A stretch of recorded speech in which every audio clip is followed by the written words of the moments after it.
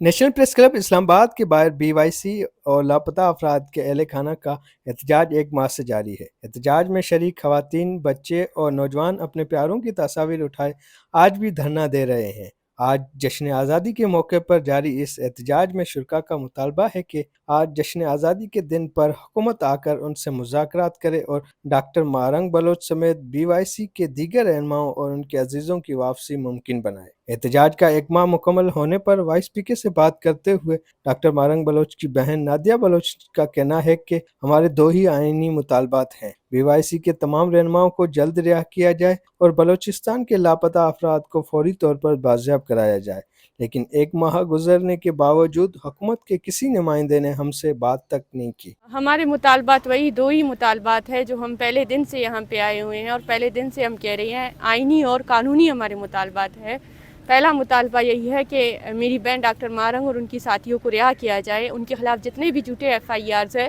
بے بنیاد FIRs ہیں، ان کو ختم کیا جائے۔ اور دوسرا مطالبہ یہی ہے کہ بلوچستان میں جو انسانی حقوق کی پامالیاں ہو رہی ہے، جن میں جبری گمشدگیاں ہے، فیک انکاؤنٹرز ہے، ان کو ختم کیا جائے۔ اور حکومت کی طرف سے پچھلے جو 1 مہینہ پورا ہونے والا ہے، آج 29واں دن ہے،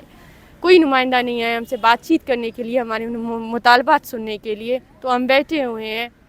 کل یہاں پہ 14 اگست کے دن اسلام آباد کے شہری پاکستان کی آزادی کا جشن منائیں گے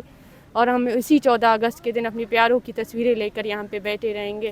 کہ آپ ہمیں ہمارے پیارے دے دیں۔ کراچی سے گرفتار ہونے والی BYC کی رہنما سمیع الدین بلوچ نے وائس اسپیکر کو بتایا کہ انہیں کراچی میں احتجاج کے دوران غیر قانونی طور پر گرفتار کیا گیا اور غیر آئینی 3 MPO کے تحت جیل بھیجا گیا۔ مین اسٹریم میڈیا میں جگہ نہیں ملتی ہے اور جس طریقے سے بلوچستان کے لوگوں کی حقوق کے جو تحریک ہے اس کو جس طریقے سے کنٹروورشل بنایا گیا ہے، اس تحریک کو مختلف دہشت گرد تنظیموں کے ساتھ جوڑنے کی کوشش کی گئی ہے۔ اس تنظیم کے اوپر، اس تحریک کے اوپر مختلف طریقوں سے بیرونی پراکسی کے لیبل لگائے گئے ہیں، دہشت گردی کے لیبل لگائے گئے ہیں، تو یہی وجوہات ہے۔ اور جہاں تک ہم انٹرنیشنل جو آرگنائزیشنز ہیں، ہیومن رائٹس آرگنائزیشنز ہیں، ان کی طرف سے ابھی بھی ہمیں ایک بہت بڑی جو ہے لیول پہ ہمیں ان کی سپورٹ حاصل ہے۔ اور جہاں تک آپ جو ہے US کی بات کر رہے ہیں، تو جو ہے یہ ملک صرف طاقت کو دیکھتی ہیں اور جس کے پاس بڑی طاقت ہے وہ اس کی طرف یہ کبھی متوازن نہیں ہوتے، یہ ہمیشہ عدم توازن کے شکار ہیں۔ وہ صرف طاقت کو دیکھتے ہیں کہ طاقت کس طرف ہے۔ آج اگر ریاست پاکستان ایک طاقت ہے تو وہ اس کی طرف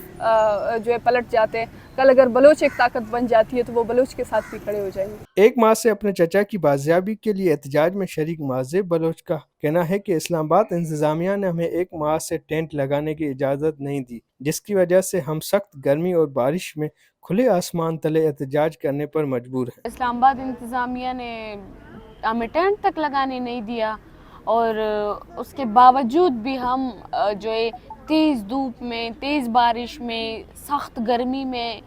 بوڑھی مائیں ہمارے ساتھ ہیں، 80 سالہ بزرگ ہیں، چھوٹے بچے ہیں، وہ مطلب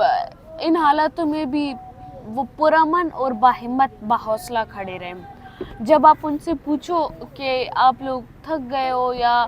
آپ لوگ بیمار ہو یا کچھ بھی اس طرح کی اگر آپ سوال کرو تو وہ کہتے ہیں نہیں، ہم جس مقصد کے لیے آئے ہم اس میں کامیاب ہونا چاہتے ہیں، ہم خود کو کامیاب دیکھنا چاہتے ہیں، ہم کامیاب ہو کر یہاں سے اٹھنا چاہتے ہیں،